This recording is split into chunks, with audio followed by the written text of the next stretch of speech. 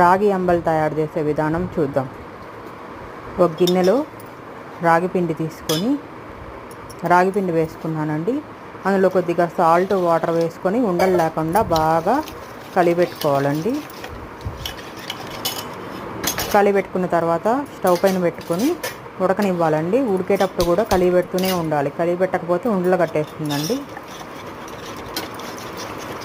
దగ్గరకు వచ్చేంత వరకు బాగా కలపాలండి, చిక్కగా వచ్చేంత వరకు.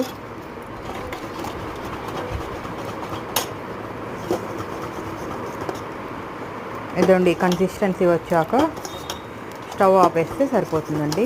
ఉడికిపోయింది.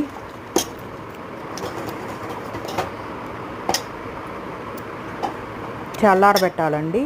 పూర్తిగా చల్లారాకే మజ్జిగ వేస్తున్నానండి.